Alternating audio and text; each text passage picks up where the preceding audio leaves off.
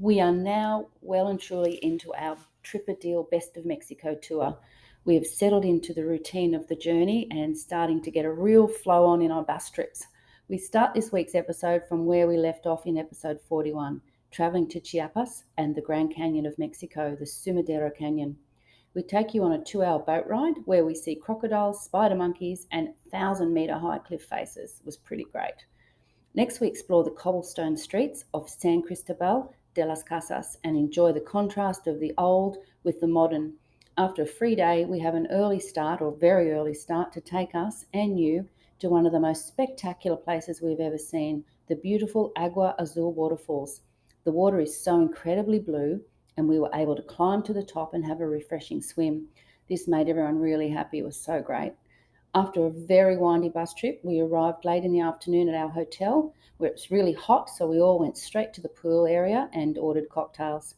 We tell you all about our early wake-up call, which is not something you hear every day in Australia. Listen to the end as we take you to our favourite archaeological site so far. We tell you why it's our favourite and what famous TV documentary show was filming while we were there and why I expected to run into Indiana Jones at any minute. It's certainly an amazing few days crossing the middle of Mexico and finishing up at the sunset on the Gulf of Mexico. So please enjoy episode 42. Cheers and welcome to the Beach Travel Wine Podcast. We are your hosts. I'm Leanne. And I'm Lyle, and this is the travel podcast for beach-loving, wine-drinking couples over 50. So if that sounds like you, grab yourself a drink, sit back, relax and listen as we go travelling the world one wine at a time. Cheers. Hola, mi amor.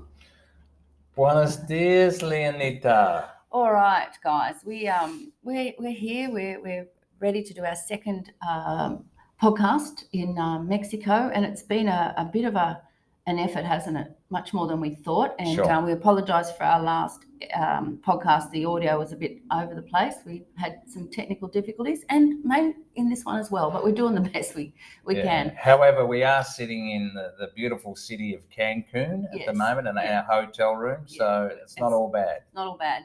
Today's episode, though, we are starting where we left off last time in Tehuantepec. We left and we headed to the state of Chiapas. Correct. And we basically watched the sunrise there, didn't we? It was Yes, great. we did. So, but you want to tell us a little bit about the Maya civilization? Which is so this is really where the Maya area begins.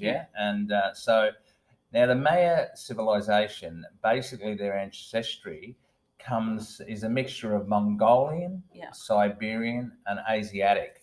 And they're characterised by being shorter. And our guide was Mayan descendant, so he's told us this, right? Yeah, so sure. Shorter people, browner skin, and a bit of a tummy, he said. And they also said he's never shaved. They don't have any body hair, the men. So that was really interesting. It was, wasn't it? And now to make up a civilization, there's 7 different factors that you've got to take into account. So it's got to have a stable food supply, social structure, system of government, religious system, highly developed culture, advance in technology and mathematics, written language, but the Maya language had no alphabet. Right. So anyway, example of the developed culture. There's 3 calendars, and they all used simultaneously. There's the long calendar, there's the Zolkin, and there's the Harb. Now, I'm not sure that's the actual pronunciations, but the Tolkien calendar is a 260-day calendar for 20 cycles with the days numbering 1 through to 13 in a continuous cycle for 20 cycles through the year. These cycles mark religious and ceremonial events. All right. So what you're saying is the Mayan civilization people had 3 calendars. Sure. Okay, so that was the first one. The second one was the Harb. Yeah. Is a 365, the same as ours, 365 days, solar calendar comprised of 13 months of 20 days each and one of 5 days. These 2 together form the calendar round, which repeats in 52-year intervals. Like weeks. 52 years, 52 weeks. See. Yeah, there's patterns, isn't it? There's all these patterns. So that's basically it. Now, the last one, which Yes. is the long calendar, is an astronomical calendar with each universal cycle lasting 2,880 days. The beginning date of the long count calendar has been determined to be August the 11th, 314 BC in the Gregorian calendar. The date marks the creation of human beings according to the Maya.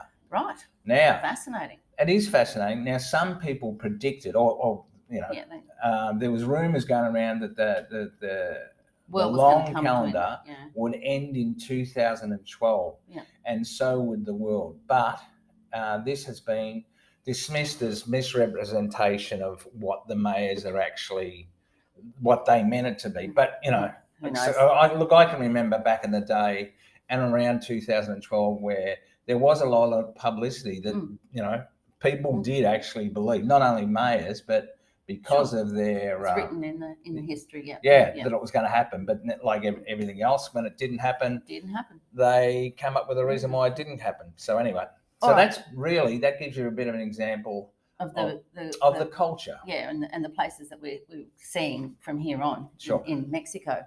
But let's go back to our first stop on this section, which was the Sumidero Canyon, which actually the locals called the Grand Canyon. Our guy was calling it the Grand Canyon the whole time.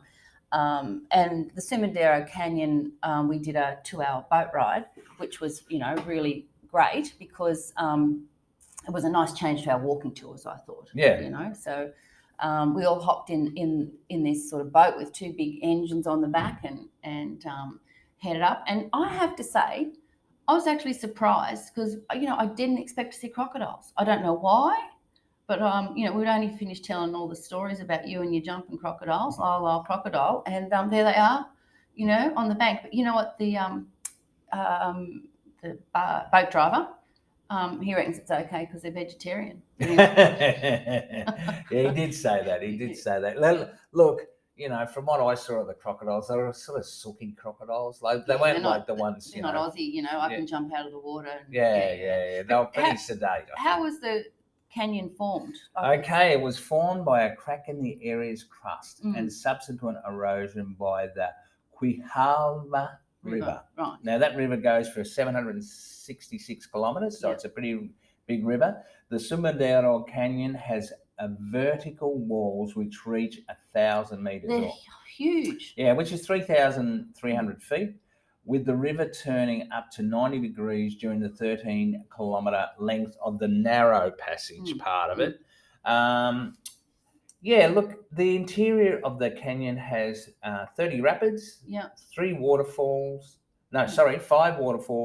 3 beaches, and 2 freshwater springs. And it's surrounded by the Sumidero Canyon National Park. Which is pretty big, right? Yeah, 21,500 hectares, so give or take. Give or take, right, yeah.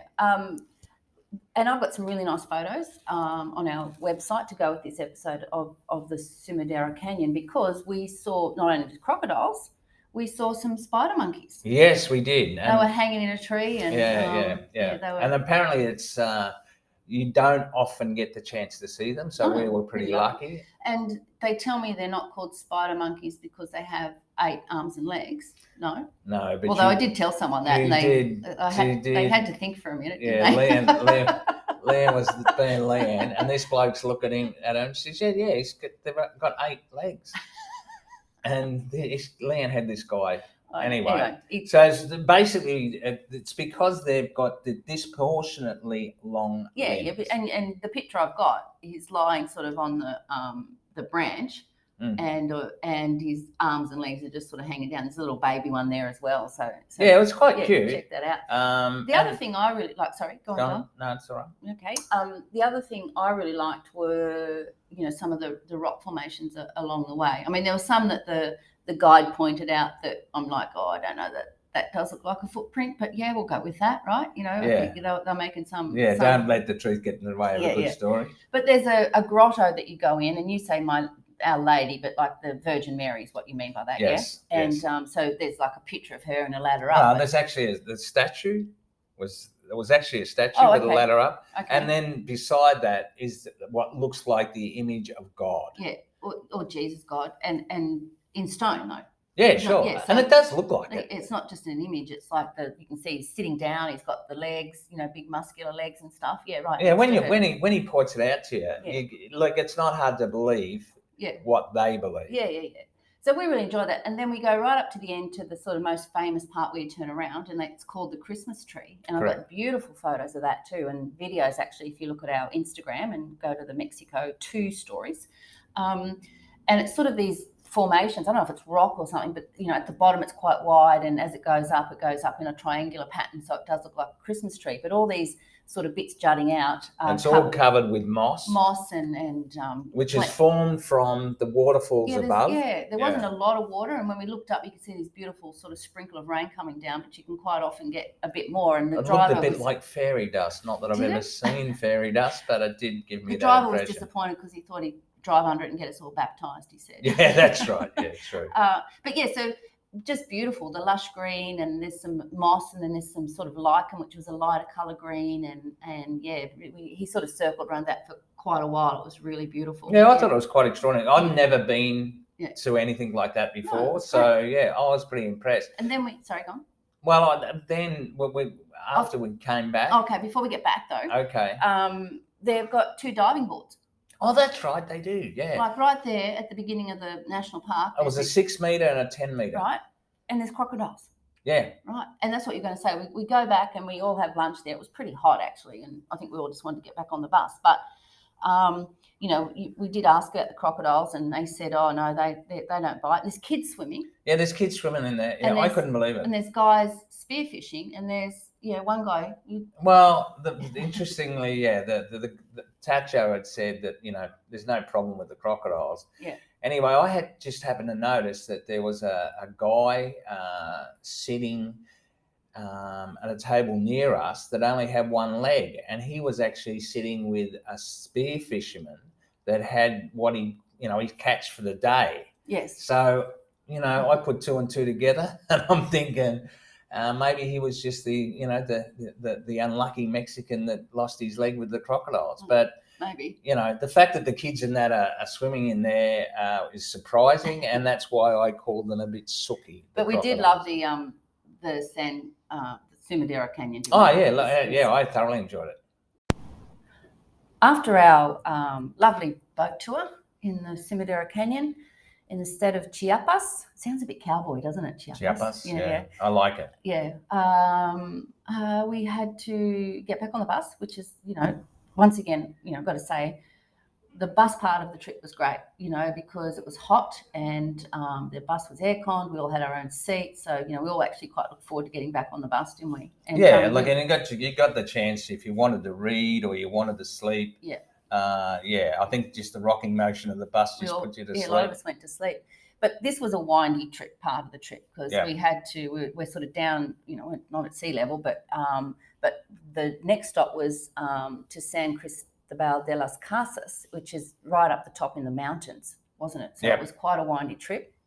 And when we got there, we were all pleasantly surprised because it was a beautiful hotel. Yeah, Hotel Cali. Yeah, and the grounds were immaculate. Yeah, immaculate. It was an efficient-run ship, this one, wasn't it? It was Mrs. Evelyn. Yeah, Mrs. Evelyn. She was, I don't know how old she would have been, probably. She was not letting anything get by her. Yeah, but she was sharp. Yeah, I reckon she was the owner, and but lots of staff. Yeah. And the thing about San Cristobal was it was a bit cool.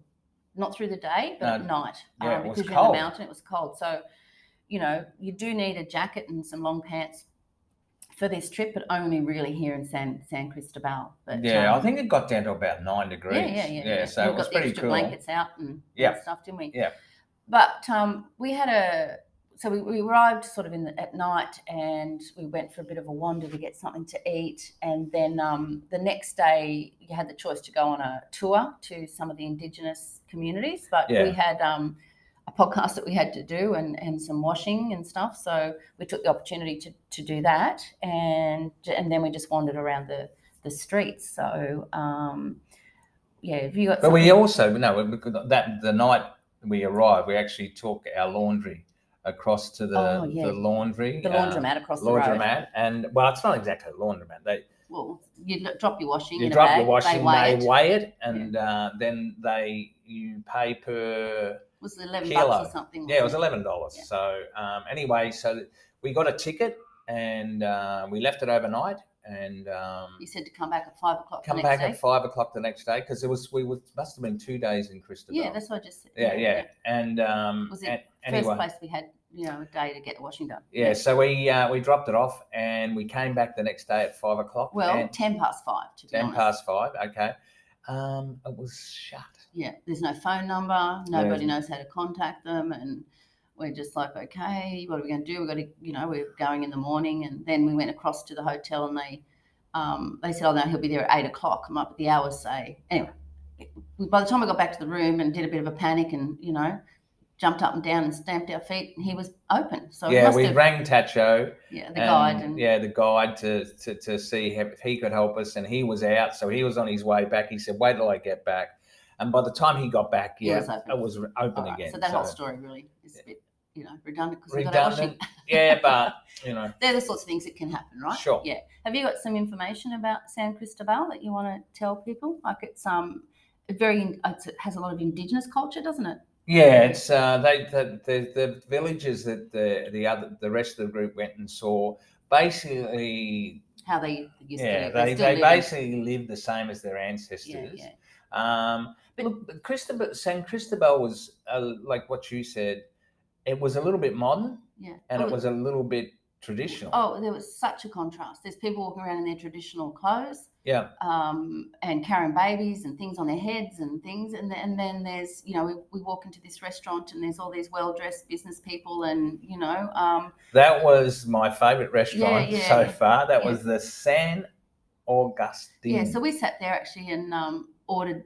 I had Italian. I had cannelloni. Yeah, vegetable cannelloni, and I had the. I think I had chicken. I had that goat cheese salad. And it was beautiful. It had mango, strawberries, avocados. Oh, peach. Yeah. It was absolutely spectacular, and you're not going to believe it. They had a Spanish verdejo. Yeah, that was nice. So we thought, we're just so sick of eating foods that we don't know what they are. So we went back again that night with some friends. Yeah. And there was a Thai place there, which was stunning food again. It was almost like a very modern food hall, really, because you had all different. Like I had a Mexican kitchen, you had an Italian kitchen, you had a Thai street food kitchen. Yeah, we had Thai. I had prawn pad Thai.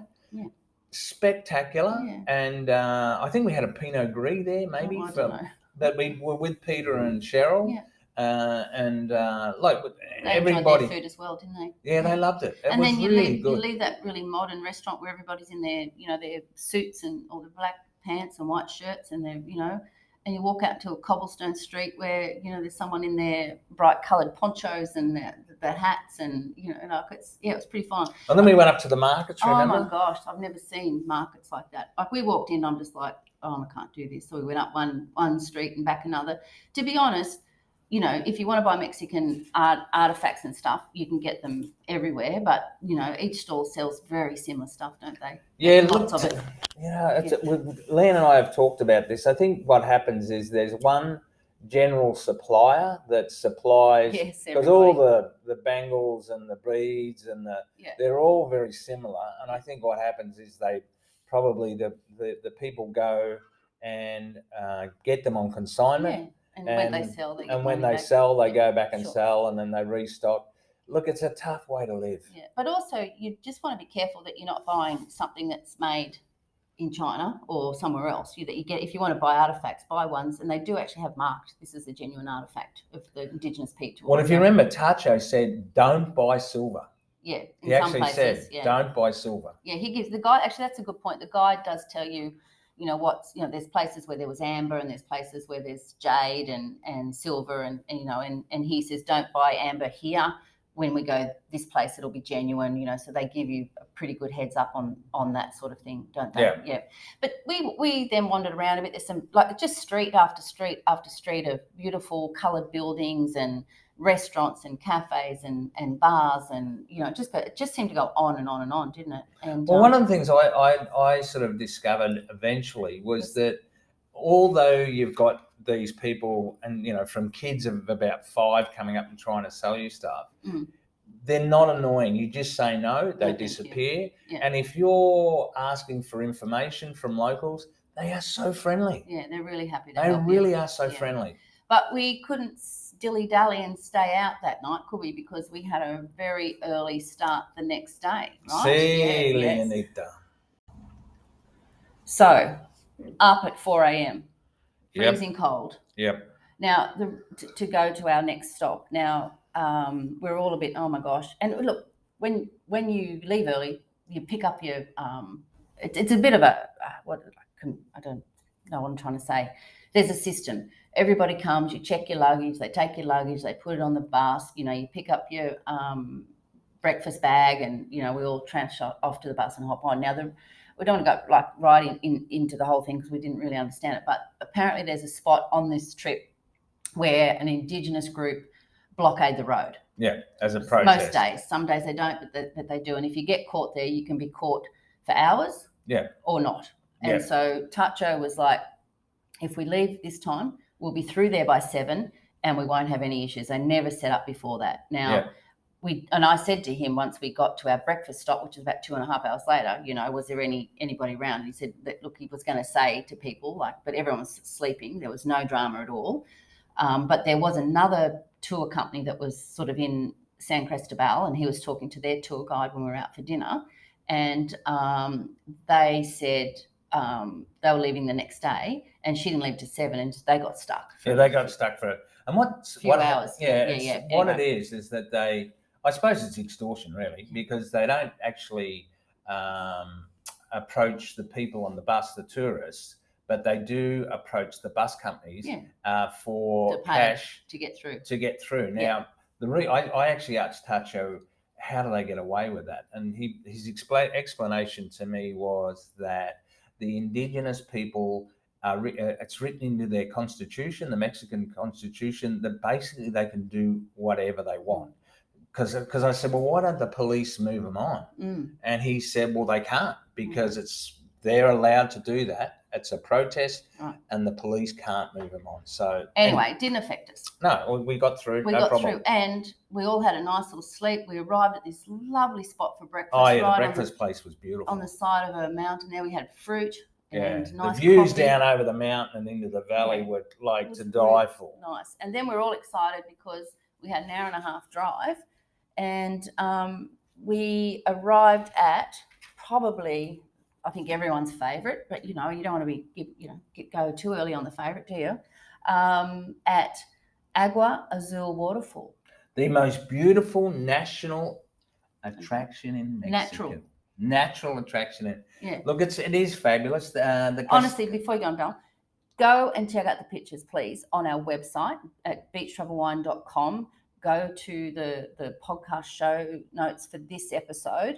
There's about 8 photos of Agua Azul waterfalls, and you won't be disappointed. Like, you just won't. And on Instagram, on our story highlights in Mexico too, there's a panoramic video that I've done.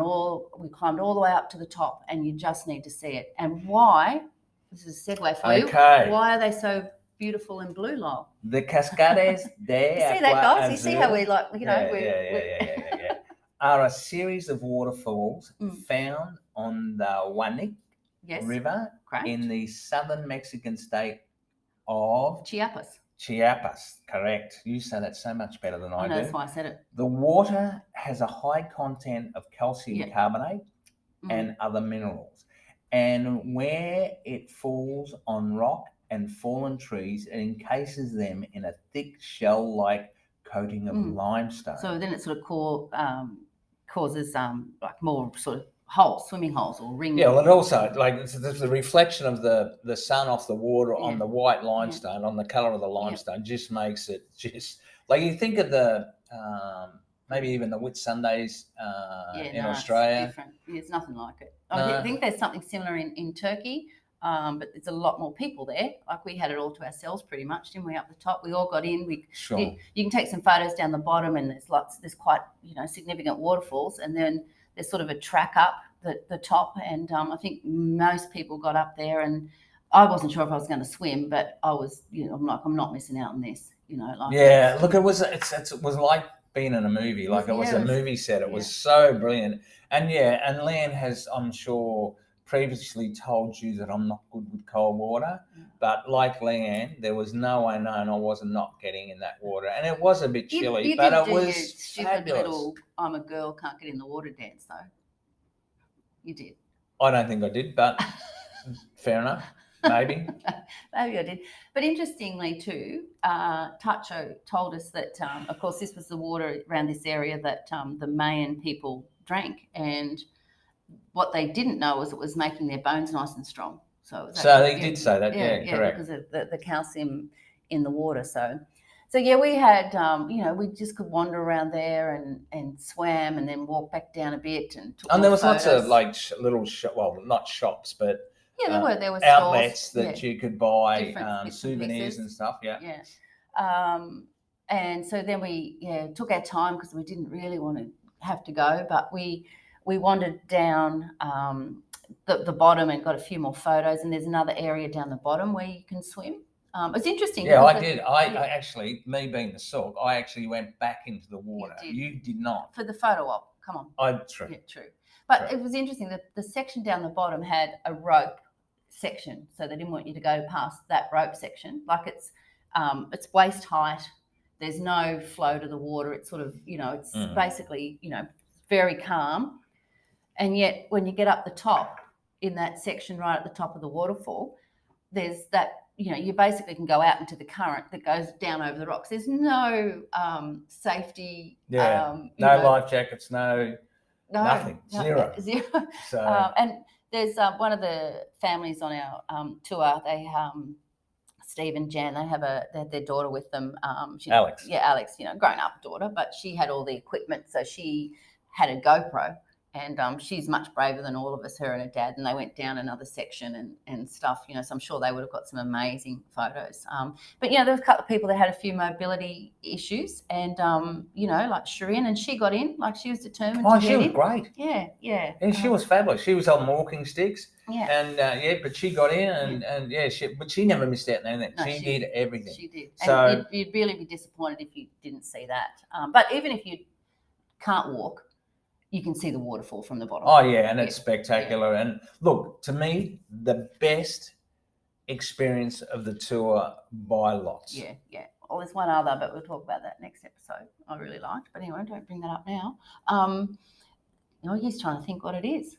Involves water again. What, the swimming pool at the Cancun hotel?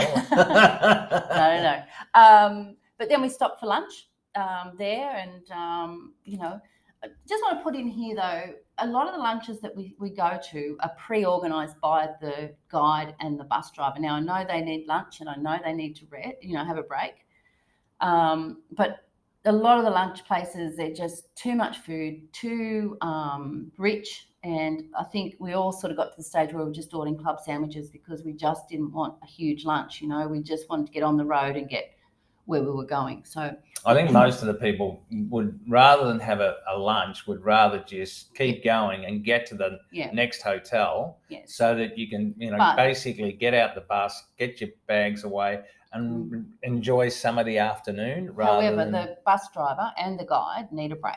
Sure. So that was. So we had our lunch, and we had back on the bus for an hour drive. Oh, another windy drive. Thank goodness this was the last one, I think. So bring your car sickness or travel sickness medication if you have trouble. If you do it, like for me, I didn't even know. So I read most of the time. So but some people took it. If you are a little bit that way. Yeah, and. And we did an hour drive, and we ended up at Palenque. A Palenque at the Hotel Nututun.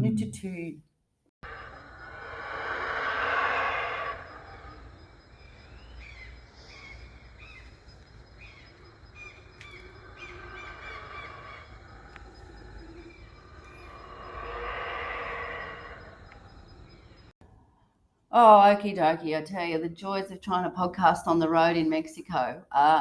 This is our third attempt at doing this section of the podcast, because it's checkout time, but I've organised a late checkout. So as soon as it was 12 o'clock, someone's knocking on the door. Yeah, you got a late checkout to 1 o'clock. Yeah. Yeah. So the guy the housekeeper knocks on the door at 12 o'clock, and then he's obviously gone back and to the office, and then we've had a phone call from the office to say right in the middle of recording. Yeah. Anyway.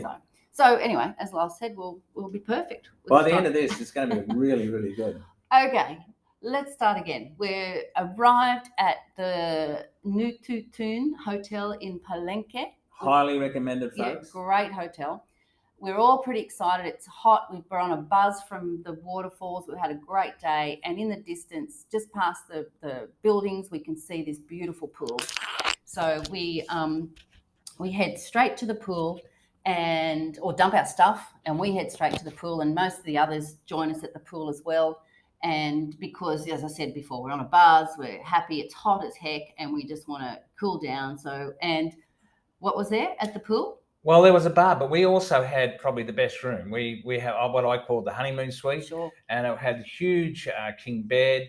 The facilities were fantastic, and our room was right beside the pool. Yes. And the pool is right beside the bar. And we were having cocktails, $8 Australian cocktails. Yeah, it was fabulous. It was a nice time for everybody to come together, just to talk about our day and have a bit of a chill out and everything. And then I decided I'm going to head over to the restaurant early, because it's almost sunset time. I want to get some photos of the hotels on this beautiful river. And I'm walking along, and I see this black creature sort of jumping through the grass, and I'm like, oh my Lord, what's that? And then I remember one of my grandsons, complaining that I only sent photos of monkeys, not videos. So I'm like, okay, I'll video this, whatever it is. We obviously don't have these in Australia, and so I'm videoing it, and this one jumps on the path in front of me, and I'm going shoo shoo, and they're not very attractive. It's like a cross between a rabbit and a squirrel that's sort of up on its hind legs, and it's black, and and then I look around, and there's another one and another one and another one, and I've captured those on the video in our story highlights on Instagram. But they're called Saragan. That's what the guy told me. Everyone got a different name for them. So if someone on the Instagram said, oh no, it's a thingity bob, and someone else said, no, it's called this. But anyway, they were there before dinner, and then they were gone. Well, interestingly enough, Leanne did go and do the photos, and I was going to meet her, and I sort of left the room and started going towards the restaurant or the bar, whatever it was. Yeah. And I was sort of in another world, and I didn't even notice them. And then all of a sudden, this growl came, right next to the footpath. I shit myself. And so I. And so then you had to go to the bar and have a Corona, and it was called a Corona-ita. And I've got a photo of that tiny little bottle of Corona. Oh, yeah, tiny little bottle of Corona. Yeah, it was about 100 mils or something. Yeah, well, it was more than 100 mil, but it wasn't much more. Oh, don't let the truth get in the way of a good story, Don. Sure. Did I mention the howler monkeys? I don't know if I mentioned them already, but we could hear them when we were at the pool. And Tacho told us that we'd hear them in the morning as a wake-up call. They were pretty impressive early in the morning. And so I did get a little audio of that. And so, and keep going. We went to the restaurant, which had beautiful big deck out over the river, beautiful views, and we had filet mignon and enjoyed our dinner immensely. We had a nice Spanish wine, was it? No. It was a South African Sauv Blanc, yep. Which was very, very nice. Yeah. Yeah, we were having dinner with Peter and Cheryl, and we all had the filet mignon, and it was great. The wine was great. The view was great. Yeah. No complaints. And so early night though, because we're all exhausted, and sure enough, next morning, howler monkeys filling the trees with their cries, whatever they're howling, I guess you'd call it, wouldn't you? And so we're all up early. Because that's probably what they're called, howling monkeys. Maybe. Howler, not howling. Oh, well. Same diff. Yeah. Yeah. Let's split the difference. So breakfast, back on the bus, and we headed to an amazing place. This was a short drive to the Mayan archaeological site of Palenque. And this one was my favourite because it's in the jungle, and you felt I don't know, it felt real, didn't it? It felt like, Was this Indiana Jones type feeling? Well, yeah. Thanks for bringing that up early. Well done. Lo siento. Oh dear. Well, okay. I just said sorry, folks. Yeah. I was going to bring that up later because you do feel like you're walking up this path and there's, these overgrown trees. I mean, we say rainforest, they say jungle. I'm sticking with jungle. It sounds more impressive. And there's these big steps up to this temple at the top, and the temple's got a big skull on it, and you just expect Indiana Jones to sort of come flying out there any minute, I reckon. I do. I might have been a bit early, but it wasn't that early. Well, I brought it in then. Okay. Yeah, and there's other temples. Tell me about this site. Okay, the Palenque ruins date from 226 BC to 799 AD. Right. It's a medium-sized site. The city of Palenque, also known as the Temple of Inscriptions, inside lies the sarcophagus of Pakal the Great. Now he was one of the kings. Yep. And he reigned for quite a long time. Yeah. By 2005, the discovered area covered up to about 2.5 square kilometres, but it is estimated that less than 10% of the total area of the city is explored. Now, look at what Leanne's saying. It is damn impressive. You've got, as Leanne said, there's the Temple of the Skulls. Yeah. And you can actually see the skulls. Yeah. And then I went up and had a look. I went up and had a look at the tomb of the Red Queen, was it? Yeah, they call it the Temple 13 contains the tomb of the Red Queen. Now that Temple 13 is all based on astrology and all that sort of thing, which is what we talked about earlier. There's the Temple of the Jaguar. There's the Temple of the Sun. There's the palace, which is really impressive. Look at it. It's because I don't know what it is. It just had something magical about it. It did. And once again, this is one of those sites where all of a sudden it was deserted, like at some point. And they don't know why. They come up with all these theories. But the reason I brought that up is while we were there, I could see this guy, like you're not allowed to climb on these temples. There's a couple that you can, but not the main one. The Red Queen one I was able to... Yeah, the one next to that, there was this guy that was about, a couple of metres down, and he'd go up to the top and someone else would walk across and they'd shake hands and then they'd do it again. They were actually filming and on that temple, and there was a film crew down the bottom, and they were from National Geographic. They're a British film crew. And they're doing the Ancient Lost Cities sort of thing series, which is out apparently around Christmas time, and they're trying to discover what happened to the Mayan people. And so, this guy's up there, finding out some information, and they go from there to a hidden lake somewhere. So that was, I thought that was pretty cool, the National Geographic doing their filming there. And once again, lots of nice photos because there's lots of lush green stuff around and, beautiful. They were pretty well, I mean, they're not intact, but they were still in pretty good nick, I thought, the tombs. And but the actual landscape itself is impressive too. Because remember there was those ring streams Yeah, there? I was just going to get to that. Oh, okay. You're ahead of me all the way, aren't you? Oh, I wouldn't go that far. I just remembered it. I was just going to say, though, the Mayans were really into their rituals, and a lot of them were quite horrific rituals involving parts being pierced and blood and sacrifices, but you just couldn't imagine. You're talking about the penis. Yeah, poke. Anyway, but my point is, you can't imagine it in this. It just seems so serene, this place.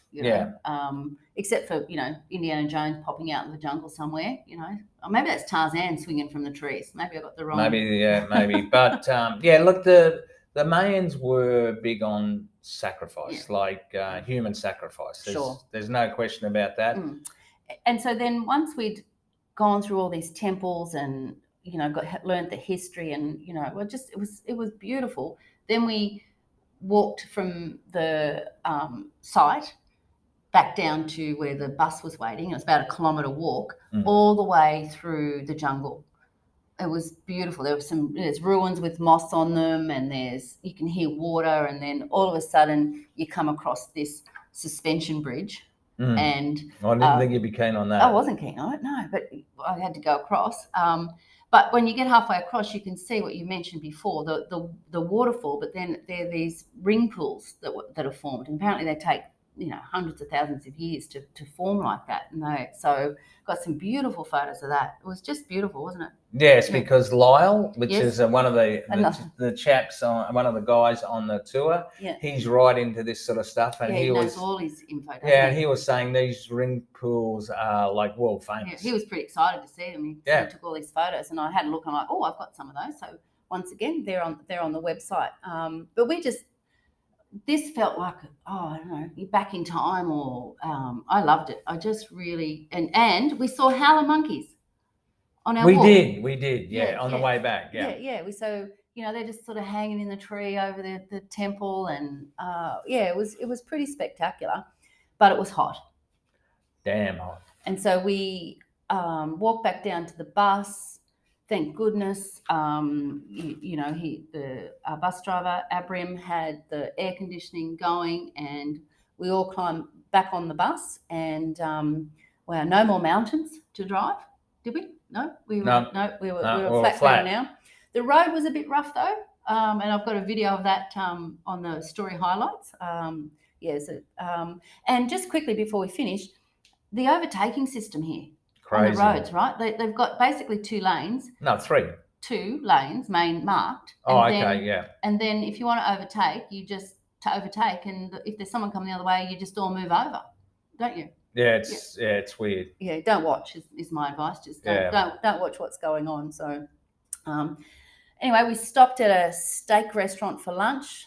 We were all exhausted and hot and didn't feel like steak for lunch really, so I think we just had a salad. And it's one of those places. It was really hot, and it really, they were, as obviously where coaches stop, and was one of those instances again where we just really could have gone with a sandwich and a bottle of water and back on the bus, but they've got. Yeah, but I think this place is pretty legendary. Like it was just too hot though to enjoy it. I felt. But you also find that a lot of on these tours, they're obviously like all the tours are based around this in Mexico. Sure. So all the lunch spots are all booked and ordained.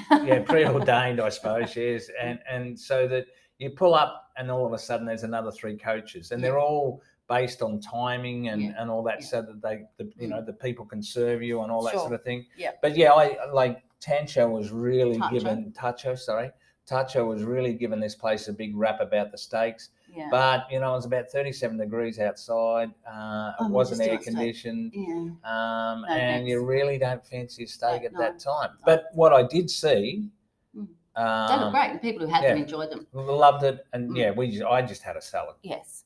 All right, so that's we hop back on the bus, and we head to Campeche. Now, Campeche, we're not going to talk about that now. That's the next podcast. However, Campeche was right on the Gulf of Mexico. So it's our first sight of water for a long time.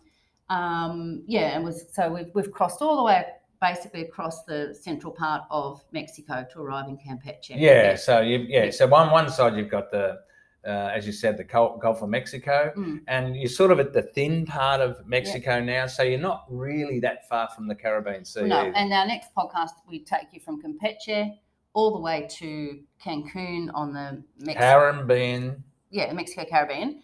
But we also take you to one of the 7 wonders of the world and one of my other favourite places, but that's in the next episode, right? No hints. That was impressive. Yeah, it was.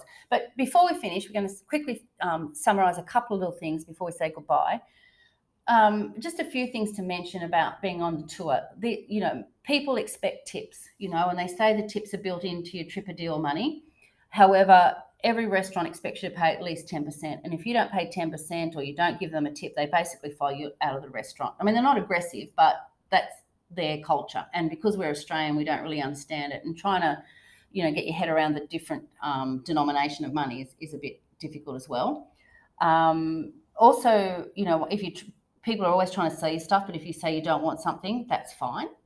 But if you do buy something, you're going to be surrounded by everybody because they harassed. They know that you're a spender. So you should also ask your guide, whether you should negotiate for prices, because there's some places that they're set, some where you can get a discount if you buy a few different ones. And as we mentioned earlier, make sure that you, listen to the guide about, is this the place to buy silver or amber and those sorts of things.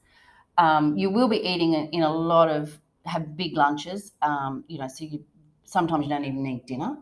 There's a lot of food, and a lot of the food's quite rich, and that, you had a bit of a tummy problem, and so we steered away from that sort of local rich food, and things got a lot better. Sure. Yeah. So anyway, all right. So that's the end of our trip from Tehuantepec to Campeche.